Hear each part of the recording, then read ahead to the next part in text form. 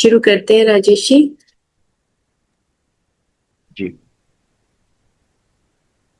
ओम परमात्मने नमः।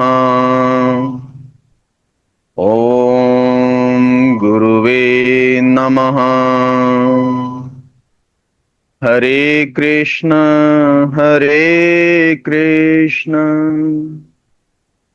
कृष्ण कृष्ण हरे हरे, हरे Ram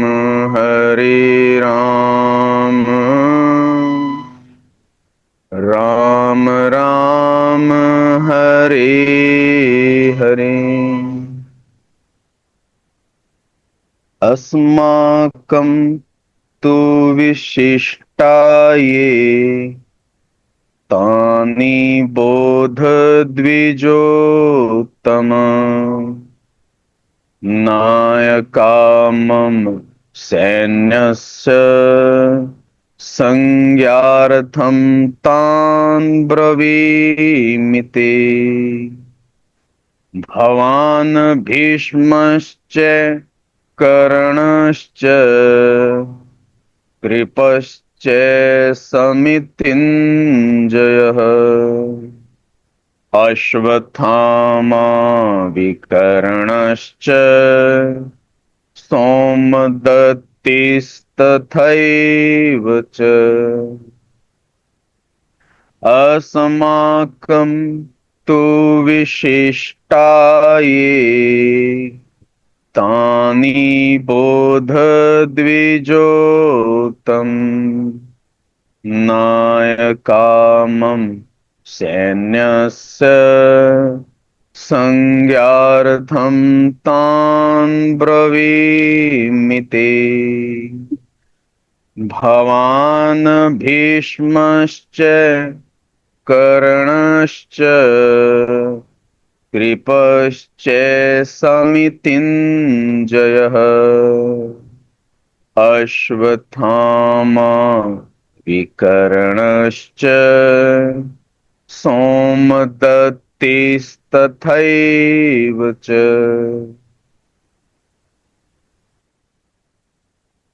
thank you Rajesh ji. तो जैसा कि कल हमने ये देखा कि दुर्योधन द्रोणाचार्य को बता रहे हैं कि ये मेरी सेना है, जो मन और इंद्रियों की सेना और सेनापति। तो हम एक बार फिर से रिवाइज कर लेते हैं कि आप द्रोणाचार्य को खुद बता रहे हो कि आप तो हो ही, यानी कि संस्कार, मतलब मन जो मटेरियल डिजायर है वो अपने आप को समझा रहे हैं अंदर ही अंदर, और संस्कार जो है उसको बता रहा है कि तुम तो हो ही द्रोणाचार्य जी। और उसके साथ जो और सेनापति है, सेना है, मैं उनको भी आपके सामने प्रस्तुत कर देता हूँ। तो जैसे भीष्म है, इनर सीइंग ईगो, यानी कि हमारा भीतरी अहंकार जिससे हमारी पंच तत्व प्रकट होते हैं। कर्ण अटैचमेंट, उसको भी हम आगे विस्तार से देखेंगे। कृपा जो हमारी इंडिविजुअल डिल्यूजन है, हमारी अविद्या है ना, तो हमने कल उसके बारे में बहुत अच्छी तरीके से हमें पता लगा। अश्वत्थामा जो हमारी सोई हुई कामनाएं हैं, वो बार बार अंदर से जब जागती है, तो ये हमारी राजा अहंकार की सेना है। बार बार अंदर से सोई हुई हमारी जब काम वासनाएं जाग जाए। विकर्ण बार बार फिर से उसी प्रवृत्तियों में हम गिर जाते हैं, डूब जाते हैं। सोमदत्त पुत्र, यानी कि जो हमारा कर्म है भौतिक स्तर पर जब प्रकट होने लगे, अंदर सोचे और फिर बाहर प्रकट हो जाए। उसके बाद जयद्रथ है, यानी कि बॉडी अटैचमेंट। तो स्टेप टू स्टेप अब हमने देखा कि कैसे हमारे अंदर की जो प्रवृत्तियां हैं वो स्टेप टू स्टेप हमारे भौतिक शरीर तक आती हैं। जैसे जयद्रथ है कि शरीर के मोह में पड़े रहना, सोमदत्त पुत्र है कि भौतिक स्तर पर कर्म प्रकट होना, यानी कि अंदर से बाहर की तरफ ये सब प्रवृत्तियां हमारी प्रकट होती हैं जब हमारा राजा अहंकार होता है, या राजा ऐसे मतलब ड्युअलिटी के तौर पे मटेरियल डिजायर जो है वो अपने आप को राजा समझने लगता है। जिसके पास धन संपदा आ जाती है ना, वो अपने आप को राजा समझ बैठता है, राजा होता नहीं ना। तो ये बात यहाँ पर उन्होंने 7वें और 8वें श्लोक में डिपिक्ट किया। उसके बाद हमने कृपा को यानी कि अविद्या को हमने अच्छी तरीके से जाना। अब हमारा आगे आता है भीष्म, यानी कि हमारी जो इनर ईगो है उसको। लेकिन यहाँ पर अब सीखने वाली बात ये है कि हमारी जो ईगो है वो एक भौतिक स्तर पर और हमारी काम रूप स्तर पर, यानी कि हमारी एस्ट्रल बॉडी पर और हमारी कॉजल बॉडी, मतलब फिजिकल वर्सेस डिवाइन ईगो की बात यहाँ पर बताई गई है। जो भीष्म है उनको यहाँ पर इनर ईगो डिपिक्ट किया गया है कि जैसे ही हमारे अंदर एक रिफ्लेक्शन के तौर पे बताई गई है यहाँ पर इनर ईगो कि जैसे एक परम चैतन्य समुद्र है, उसमें से एक बूंद निकली यानी कि सोल, एक बूंद चैतन्य तत्व की निकली, और उसके बाद जैसे जैसे धरती पर वो नीचे आती है तो उसके पास वो कॉस्मिक बुद्धि भी होती है, और कॉस्मिक बुद्धि के बाद उसके बाद एक अहंकार, जो ये इनर ईगो की बात कर रहे हैं कि प्रकट होने की क्षमता, यानी कि उस टाइम से परे जो हमारे पास शक्तियां थी, अब धीरे धीरे जब हम उस टाइम जोन के अंदर जब गिरते हैं तो हमारे वो स्वरूप प्रकट होता है। तो जो वो स्वरूप प्रकट होता है वो हमारी इनर ईगो यानी कि हमारे उस अहंकार का स्वरूप प्रकट होना। तो भीष्म को यहाँ पर अस्मिता भी बोला गया है। अस्मिता यानी कि अस्तित्व का बोध होना, यानी कि भीतर का भय भी बताया गया है। भी को भय से लिया गया है कि भीतर का भय प्रकट होना, यानी कि जब हमारे अंदर एक ईगो आता है, ईगो का मतलब कुछ ऐसी एक्सप्रेशन करने की का बल आता है, फोर्स आता है, शक्ति आती है, तो हम अपने भीतर जो भी हमारे प्रकट होता है, अंदर होता है, वो बाहर प्रकट हो जाता है।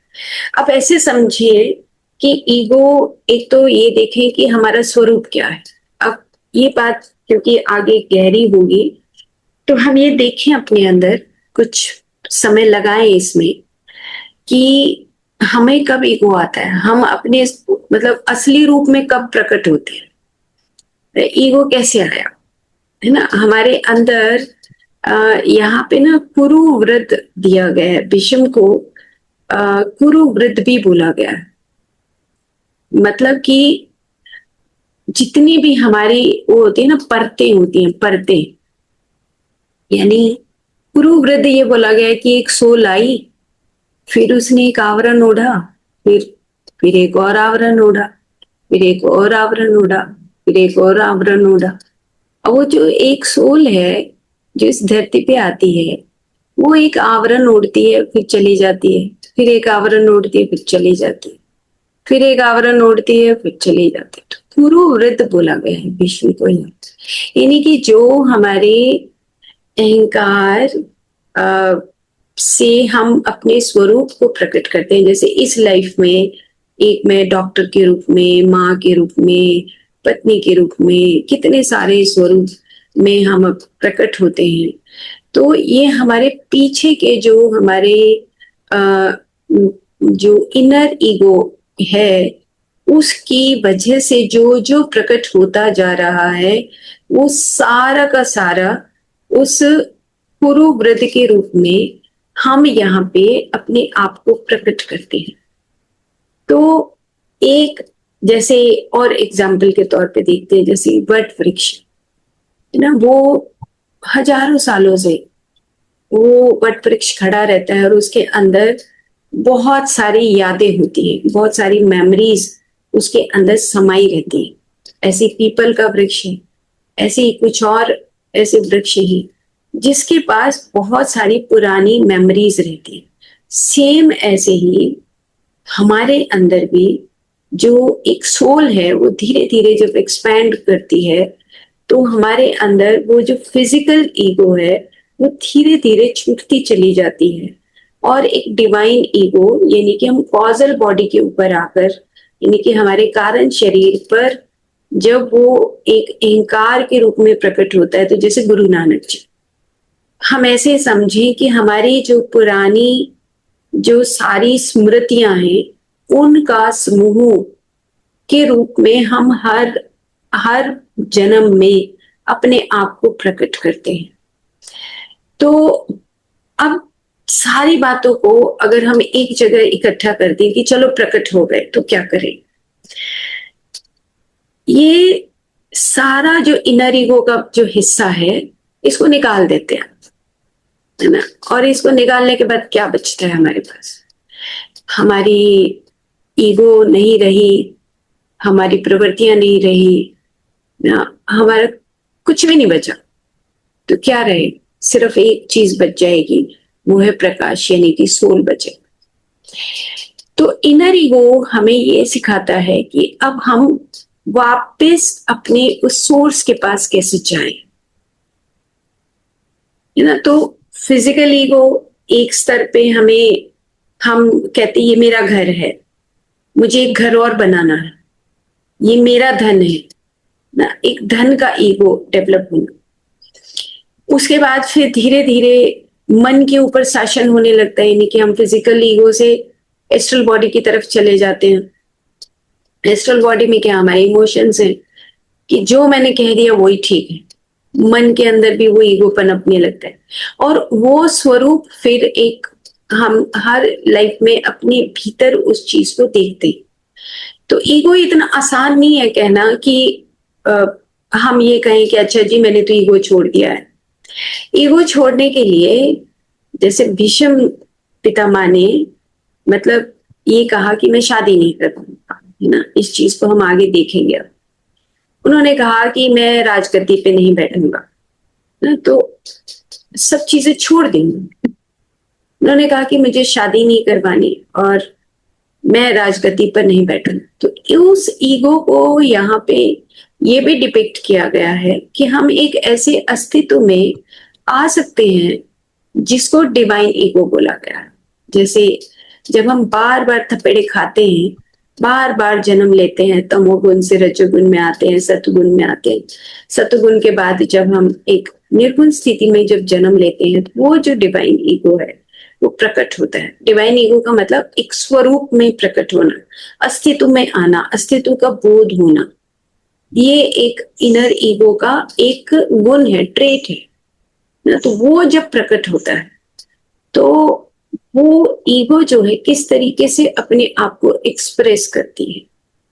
तो यहाँ पर भीष्म को यहाँ पे ये बताया गया है कि असमिता यानी कि अस्तित्व का बोध होना, जागना, भीतरी भय होना। कि अब मैं भीतरी भय को हम ऐसे भी समझें कि जैसे जैसे ये फिजिकल ईगो, एस्ट्रल ईगो से हम डिवाइन ईगो की तरफ जाते हैं तो हमारे अंदर ये जो एक शक्ति है वो उत्पन्न होने लगती है, एक हम मतलब अंधकार से प्रकाश की ओर जाने लगते हैं।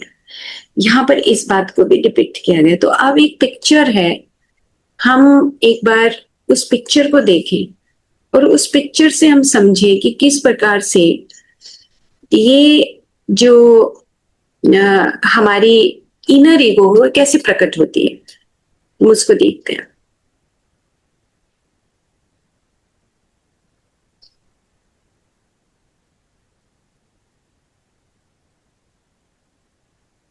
ये पिक्चर जो है थोड़ी सी विस्तार से समझने वाले, लेकिन आज हम थोड़ा सा ही इसको समझेंगे।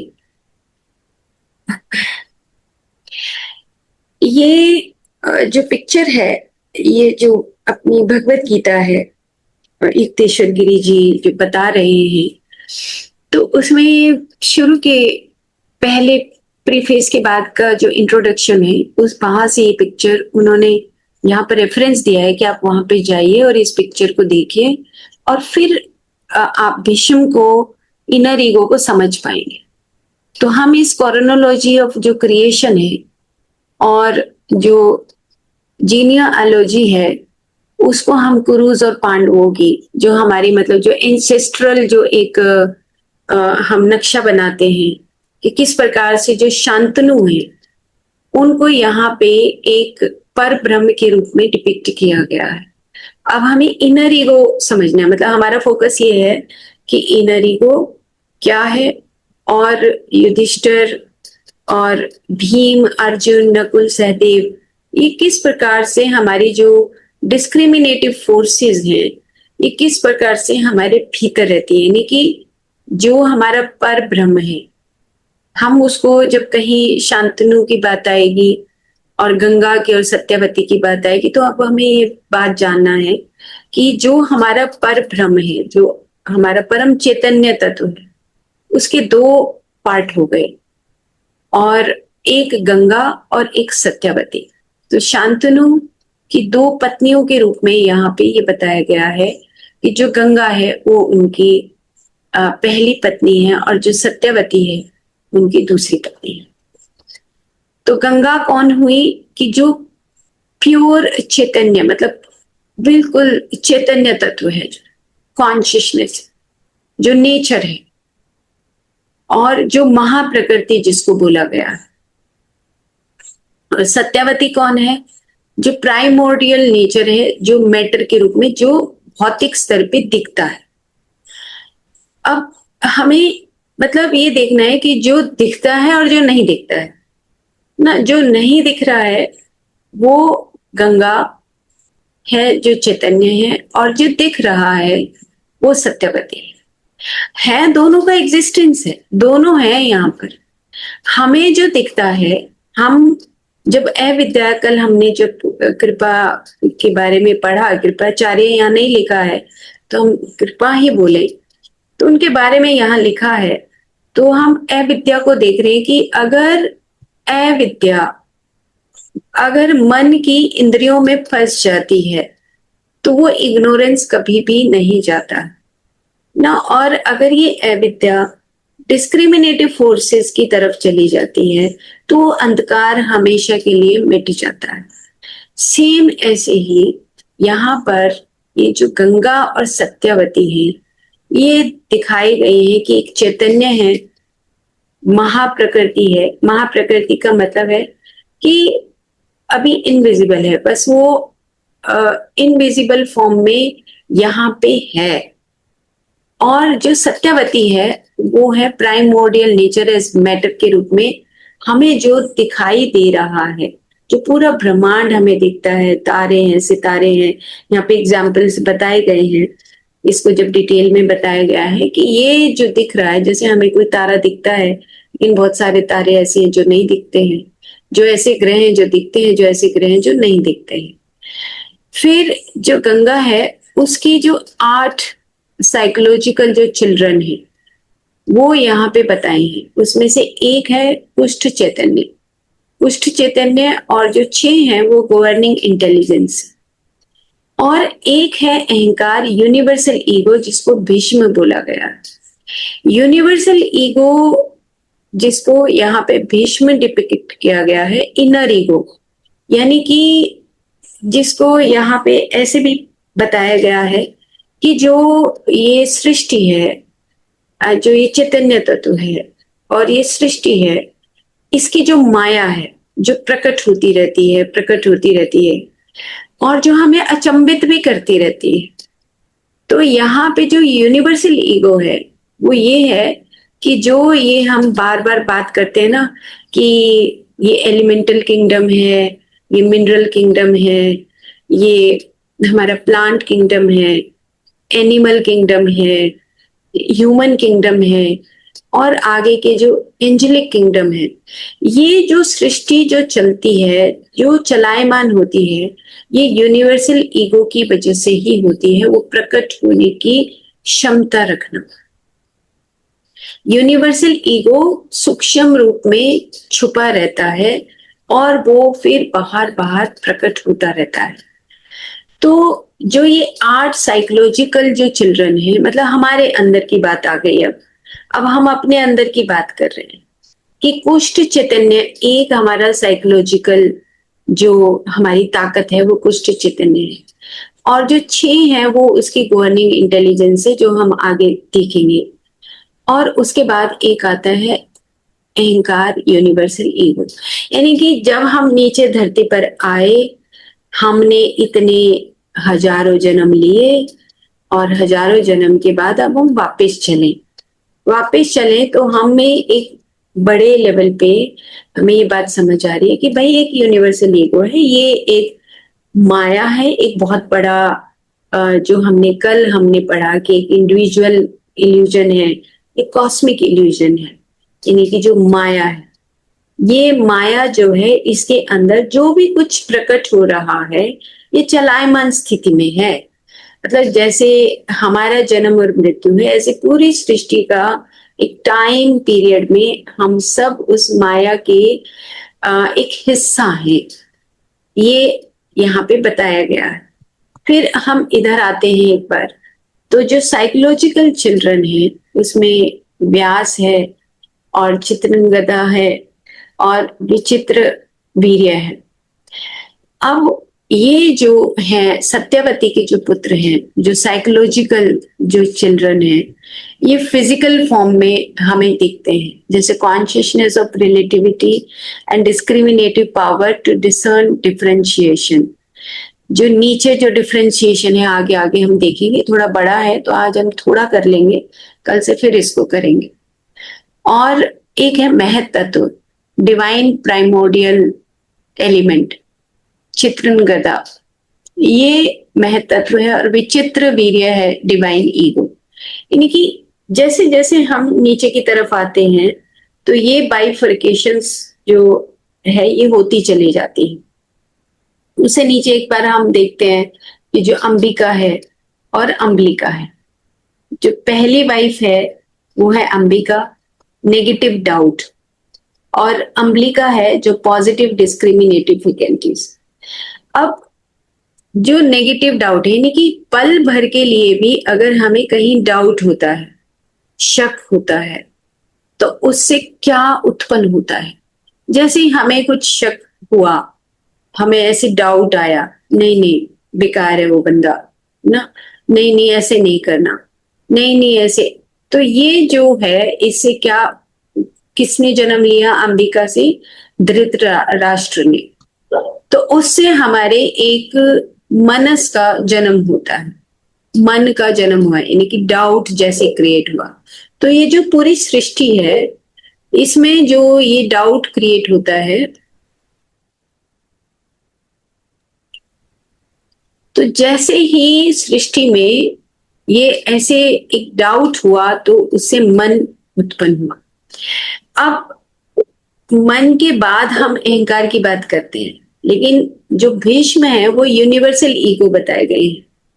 मतलब जैसे जब हम आगे थोड़ा सा इनके बारे में डिटेल पढ़ेंगे तो हमें यूनिवर्सल ईगो और हमारी जो इंडिविजुअल ईगो है उसको हमें अलग करना है, समझना है कि अगर हम यूनिवर्सल ईगो में रहते हैं, यानी कि हमें सब चीजें समझ आ गई है कि मैं भी उसी का एक हिस्सा हूं, और मेरे चारों तरफ जो सृष्टि मुझे दिख रही है, जो प्रकट हो रही है ना, मेरे सामने वाला व्यक्ति है, मेरा परिवार है, मेरा ऑफिस है, मेरे चारों तरफ का जो नेचर है, ये यूनिवर्सल ईगो के माध्यम से अस्तित्व में आया है, प्रकट हुआ है, ये यूनिवर्सल ईगो। और एक इंडिविजुअल ईगो है जो हमारे अंदर रहता है, जो हमारे सारे कुरुवृत्त बोला है कि जो हमारे सारे पिछली जो परतें हैं उनका छोटा छोटा छोटा छोटा जो जुड़ाव है, सारा जुड़ाव बन के हम उससे बने हुए। ना, जैसे पेच होते हैं ना, छोटी छोटी मशीनरी होती है, तो उसमें अगर हम कंप्यूटर देखें, टीवी देखें, तो ना बहुत सारे पेच होते हैं, बहुत सारी मशीनरी होती है, उसके माध्यम से वो ढांचा तैयार होता है। तो वो जो ढांचा है, तो इसी प्रकार से हमारा जो शरीर का सारा ढांचा जो है वो तैयार होता है। एक कि ये सारे महारथी जब हम साधना के लिए आगे चलते हैं तो हमारे सामने खड़े हो जाते हैं, और ये इतने बड़े, हमारी जो सेना है, हमारी सेंसेस की, मन इंद्रियों की जो सेना है, उसकी वो टक्कर देने के लिए, उसको टक्कर देने के लिए खड़े हो जाते हैं, है ना। कि अब ये भीष्म जो है यूनिवर्सल ईगो दुर्योधन के साथ खड़े हो गई।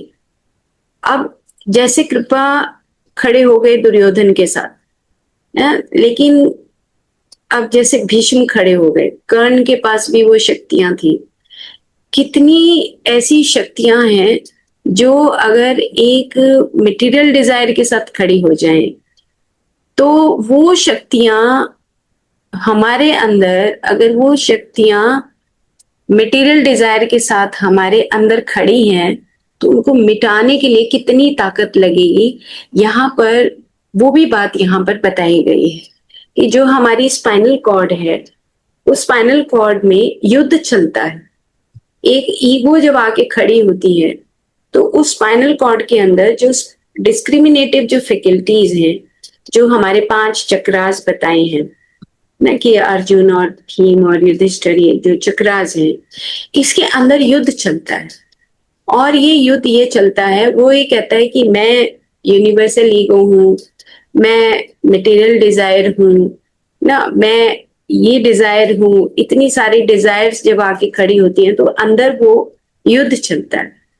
और उस युद्ध के दौरान जो हमारी फिजिकल लेवल पे जो ईगो है, एस्ट्रल लेवल पे जो हमारी ईगो है, और हमारी जो डिवाइन ईगो है, उनमें भी युद्ध चलता है। कि अब जैसे मन है, हमारे मन के अंदर जो हमारे इमोशंस हैं, जो एस्ट्रल बॉडी पूरी जो बनी हुई है, उसके अंदर ये युद्ध चलते हैं कि किस तरीके से जो हमारा विवेक है, उसकी जो ये 5 हमारी पावर्स हैं, जो संयम है, उन पावर्स को हमें डेवलप करना है। ओवरऑल कहानी ये है कि हम ये जाने, सिंपल ये समझें कि ये यूनिवर्सल ईगो है और उसी का हम एक हिस्सा है ना। तो जैसे यहाँ पे उन्होंने कहा कि मैं इसमें अगर ये देखूं, तो उन्होंने कहा कि जब भीष्म जो है वो ये कहते हैं कि भाई मैंने कोई भी राजगद्दी नहीं लेनी है, वो यहाँ पे कह रहे हैं। इसका मतलब ये हुआ कि जो यूनिवर्सल ईगो है, उसके पास ये जो हमारी इंडिविजुअल ईगो जो डेवलप होती है ना, कि मुझे ये अधिकार चाहिए, ये अधिकार चाहिए। जैसे हमारे पास ज्ञान भी आ गया, तो हम ज्ञान का भी अहंकार करने लगते हैं, धन आ गया तो धन का अहंकार करने लगते हैं। लेकिन यहाँ पे कह रहे हैं कि उन्होंने कहा कि मैं शादी नहीं करूंगा। तो इसका मतलब ये हुआ, शादी नहीं करने का मतलब कि यूनिवर्सल ईगो कहीं भी किसी भी चीज से लिप्त नहीं होती है। वो सिर्फ एक माया के रूप में सृष्टि के साथ काम करती है। ये बात यहाँ पे बताई गई है। तो सेम ऐसे ही हम भी उसी का हिस्सा हैं, और हम यूनिवर्सल ईगो की तरह जब हम अपनी उन सारी परतों को हटाते जाएंगे, तो हमारी इंडिविजुअल ईगो, जिसमें हमारी सारी ये प्रवृत्तियां फंसी हुई हैं, ये निकल कर एक यूनिवर्सल ईगो की तरह समझकर हम उस डिविनिटी, डिवाइन ईगो में प्रवेश कर सकते हैं। ये यहाँ पे उन्होंने डीपर लेवल पे ये बात समझाई है ना। क्योंकि वो ये कह रहे हैं यहाँ पर कि ईगो इज नोबल, वो नोबल है, और degraded only as it expresses its pure nature of divine individuality. तो हमें अपने वो सारे आवरण उतारने हैं, जहां पर हम इन छोटी छोटी जो हमारी प्रवृत्तियां हैं, जो हमें एक अलग टाइप का अहंकार के रूप में हमें बार बार मैनिफेस्ट, बार बार जन्म देती हैं, तो ये सब चीजें हमारी ऑटोमेटिकली हट सकती हैं अगर हम उस यूनिवर्सल ईगो को समझ लेते हैं तो। ओके, अब हम थोड़ा सा और आगे नीचे तक जाकर फिर से इसको रिपीट करेंगे फिर। तो अंबिका, जो नेगेटिव डाउट है, धृतराष्ट्र और मनस, ब्लाइंड सेंस माइंड, और धृतराष्ट्र के बाद उनकी जो पहली पत्नी है वो गांधारी है, और जो दूसरी पत्नी है वो वैश्या है। तो जो गांधारी है वो पावर ऑफ डिजायर्स है ना, और वैश्या जो है अटैचमेंट ऑफ डिजायर्स। और गांधारी के जो पुत्र हैं वो दुर्योधन है ना, जो पावर ऑफ डिजायर्स है। और जो उनके और भाई हैं जो 99, वो सेंस टेंडेंसीज है। ये हम कर चुके हैं कि जो 10 इंद्रियां हैं और उनकी 10-10 प्रवृत्तियां हैं। सेम ऐसे ही वैश्या है, उसकी जो अटैचमेंट ऑफ डिजायर्स हैं वो युत्सु है। तो desire to give psychological better. तो इस तरीके से जो धृतराष्ट्र है उसकी 2 शाखाएं हो गई, मतलब पत्नी के रूप में ये हुआ कि वो शक्तियां हैं उसके पास, कि जिसके पास वो ब्लाइंड माइंड है उसके पास एक शक्ति आ गई कि पावर ऑफ डिजायर्स और एक अटैचमेंट ऑफ डिजायर्स। इसको भी हम डिटेल में करेंगे, आज इतना ही करेंगे। और इधर जो पांडु है, जो बुद्धि है, प्योर डिस्क्रिमिनेटिंग इंटेलिजेंस है, उसके पास भी 2 शक्तियां हैं, एक कुंती है, एक माद्री है।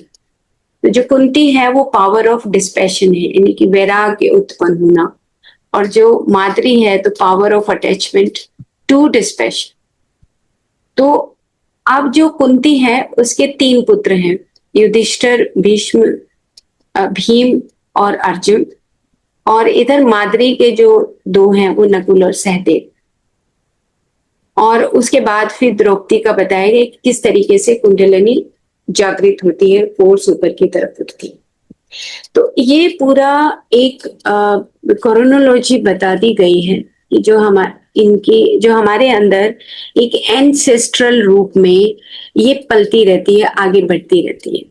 तो इस तरीके से हमारा जो पर ब्रह्म है उसकी 2 शाखाएं हुई, 2 शक्तियां हैं, गंगा और सत्यवती।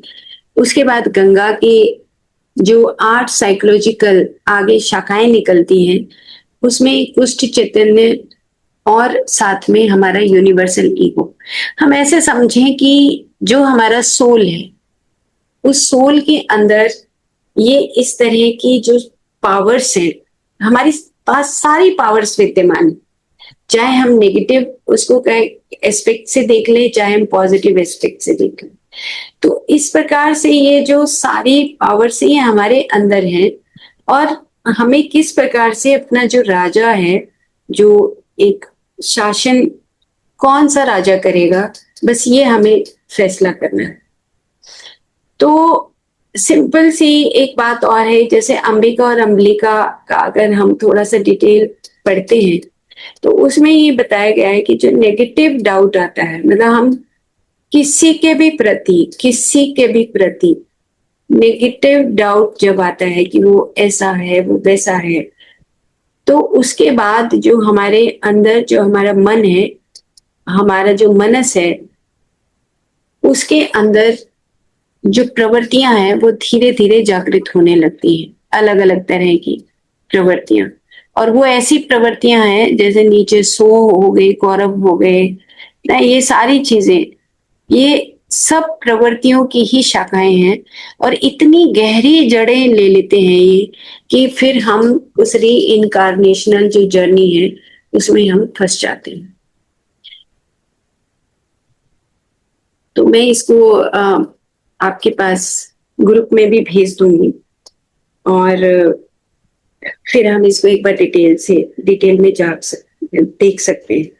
उसके बाद थोड़ा सा ये जो कुरु वृत्त के बारे में यहाँ पे बताया गया है कि जब जीव धरती पर आता है तो उसका जो अस्तित्व है, जो स्वरूप है, और स्वरूप के पीछे की जो संवेदनाएं हैं, वो सब कुछ इस स्थूल तत्वों के रूप में प्रकट होता रहता है। और जो बॉडी है वो एक इंस्ट्रूमेंट की भांति ही, एक कर्म क्षेत्र कुरुक्षेत्र की भांति ही काम करती है। तो हमारा जो, जैसे कल हमने देखा कि जो बॉडी माइंड एंड सोल, इनका पूरा इंटीग्रेशन के माध्यम से ही पूरा हमारा शरीर काम करता है। उसके बाद यहाँ पर जो रिफ्लेक्शन है, एक और उन्होंने वर्ड दिया है, आभास चैतन्य। आभास चैतन्य भी बहुत इंपॉर्टेंट वर्ड है, बहुत बार यूज होता है। तो भीष्म में जैसे कि बताया था कि भी का मतलब होता है कि डरा हुआ, यानी कि that is the causal factor, cause होना, अस्तित्व में आने का कारण। तो आभास चैतन्य क्या हुआ कि जो कहते हैं ना कि एज अबव सो बिलो, ये बड़ा इजी सा टर्म है समझने के लिए, कि जो सूक्ष्म रूप से विद्यमान है भीतर, वो ही बाहर इस भौतिक जगत में प्रकट हो जाता है। यानी कि जो भौतिक जगत नहीं है,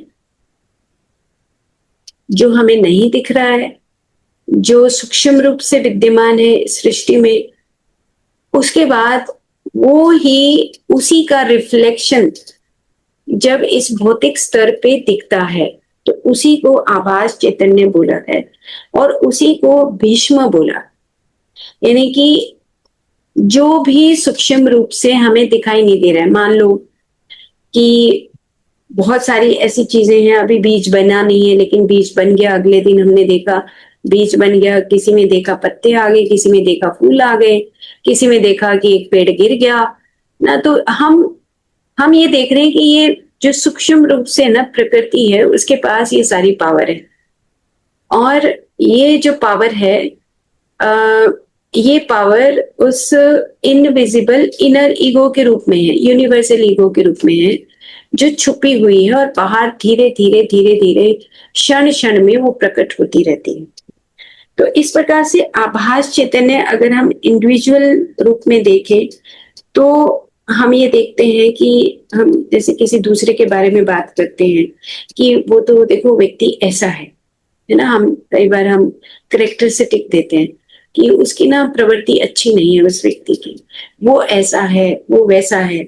जो भी हम अपने आपके मुंह से दूसरे के बारे में जो भी एक्सप्रेस करते हैं, वो आभास चैतन्य का हिस्सा होता है, क्योंकि हम अपने तरीके से जैसा भी हम समझते हैं उसके अकॉर्डिंग हम उसको एक्सप्रेस करते हैं।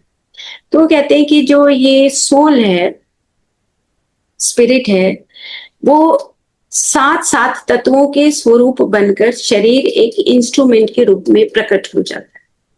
यानी कि छोटे से छोटा जीव भी इस धरती पे अपनी कुछ अलग अलग तरह के एक्सप्रेशंस लाता है, अलग अलग तरह की स्पेशलिटी लाता है और यहाँ पे प्रकट हो जाता है।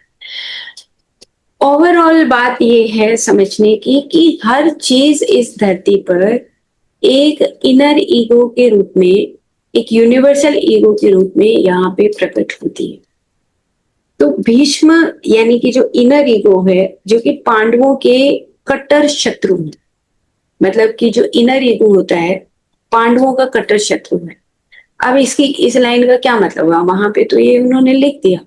इस लाइन का ये मतलब हुआ कि जितनी भी हमारी प्रवृत्तियां वो सब हमें मिटानी पड़ेगी ना, और एक हमें बड़े लेवल पे समझना पड़ेगा कि ये जो सारी परतें जो हमने हर लाइफ में कुछ कुछ चढ़ा ली हैं, चढ़ा रहे अभी भी चढ़ा ही रहे हैं, है ना, कुछ कुछ और भी अंदर जमा कर रहे हैं, अभी तो उतारने की स्थिति आई नहीं है। तो प्रवृत्तियां चढ़ती जा रही हैं। तो ये जो डिस्क्रिमिनेटिव फोर्सेस हैं, ये क्या करेंगे बेचारे, कितनी टक्कर लेंगे, कैसे युद्ध लड़ेंगे। हम सुधर नहीं रहे हैं ना। यहाँ तो बता दिया कि जो ये इनर ईगो है ये पांडवों की कट्टर शत्रु है, यहाँ पे लिखा है उन्होंने। तो एक जो मेडिटेटर है, जिसके पास ये ताकतें आने लगती हैं, जो डिस्क्रिमिनेटिव फैकल्टीज है, जो विवेक की जो शाखाएं हैं सारी आने लगती हैं, तो इनर ईगो क्या है कि अगर मन के तल पे उन्होंने वही स्पाइनल कॉर्ड की बात बताई है कि एक भय जागृत होता है। किसको? डिस्क्रिमिनेटिव फोर्सेस को भी भय जागृत होता है कि मैं क्या करूंगा, अगर ये अपना आवरण चढ़ाते जाएंगे तो मैं कैसे टक्कर लूंगा। तो वो ये बता रहे हैं कि ये जो डिवाइन पाथ है, अगर हम हर रोज अभ्यास करते हैं तो जो डिस्क्रिमिनेटिव फोर्सेस हैं, जो हमारी महारथी हैं, फोर्थ फिफ्थ श्लोक में बताए गए हैं, ये महारथी उन प्रवृत्तियों के आगे आके खड़े हो जाते हैं और वो कहते हैं कि हम आपसे टक्कर लेंगे, तो तुम्हें भयभीत होने की जरूरत नहीं है। क्योंकि मैं एक डिवाइन सोल कॉन्शियसनेस का साम्राज्य यहाँ पे बसाना चाहता हूँ, क्योंकि तुम तुम्हारा जो शुद्ध स्वरूप है वो सिर्फ और सिर्फ चैतन्य स्वरूप है। तो जब हम बार बार ये हमें याद आता है स्पिरिचुअल मेमोरी के रूप में कि तुम सिर्फ और सिर्फ शुद्ध चैतन्य स्वरूप हो, तब हमें वो इनर यूनिवर्सल ईगो समझ आने लगती है। ये तो सब कुछ माया का बना हुआ है और ये प्रकट होता रहता है, मिटता रहता है, प्रकट होता रहता है, मिटता रहता है। तो वो जो इनर ईगो है वो भी प्रकाश के अंडर आ जाती है ना। तो जब भीष्म की हम महाभारत में कहानियां सुनते भी हैं कि इधर हो गए तो भी वो पजल्ड हैं, दुर्योधन की तरफ आए और इधर आए तो क्लियर कट उनको क्लैरिटी थी कि हाँ मेरा ये कर्तव्य बनता है। लेकिन जैसे ही दुर्योधन की तरफ ये फोर्सेस जाती हैं, जैसे कल के बारे में बात हुई, तो जो ये फोर्सेस है ये हमारे अंदर ही, अगर ये फ्लो अधर्म की तरफ चलता है तो फिर ये सब खराब हो जाती हैं। और यही जो ताकतें हैं ये अगर डिस्क्रिमिनेटिव फोर्सेस की तरफ जाती हैं तो यही अच्छा काम करने लगती हैं। तो इस प्रकार से यहाँ पे भीष्म के बारे में जो डिटेल है वो यहाँ पे खत्म होता है। और भी उन्होंने डिवाइन ड्रीम्स के बारे में बताया। तो हमें ड्रीम्स का मतलब इतना ही है कि हम एक ड्रीम प्रोजेक्ट में ही रहते हैं कि मैं ऐसे करूंगा, मैं ऐसे करूंगा, ऐसे करूंगा। जो रियल पिक्चर है हम उसको समझ नहीं पाते। तो इस प्रकार से हम भीष्म के बारे में जान पाए। कल हम कर्ण के बारे में जानेंगे और एक बार फिर से ये पिक्चर देखेंगे। ओके, तो इसलिए इम्पोर्टेंट है कि ना, इसलिए इम्पोर्टेंट है क्योंकि सारे जो करेक्टर हैं जो बताए गए हैं, क्योंकि ये अभी बैठे हैं हमारे अंदर, है ना। मतलब ये जो कलेश है, जो कलेश की जो टाइप्स हैं, अविद्या है, असमिता है ना, राग है, द्वेष है, अभिनिवेश है, ये जो हमारे अंदर तो यही है ना अभी। तो इनको हमें याद करके हटाना पड़ेगा, ये भी हमें याद करने पड़ेगा। मतलब सिर्फ वो याद नहीं करने, हमें ये भी याद करने हैं कि भाई तेरे अंदर अविद्या कहाँ है, अहंकार कहाँ है, राग कैसे हो रहा है, द्वेष। तो ये सारी चीजें नष्ट करने के बाद ईश्वर तब जो ये कह रहे हैं कि जो ईश्वर के पास तो ना कलेश होता है, ना कर्म है, ना विपाक है और ना आस्य है, ना उसके पास डिजायर्स है, ना उसके पास हैबिचुअल टेंडेंसीज है विपाक, और ना उसके पास कर्म है, वो अकर्म होता है ना। तो इस प्रकार से जो ईश्वर तो अगर प्राप्त करना है तो ये सब चीजें हमें छोड़नी पड़ेगी। ओके।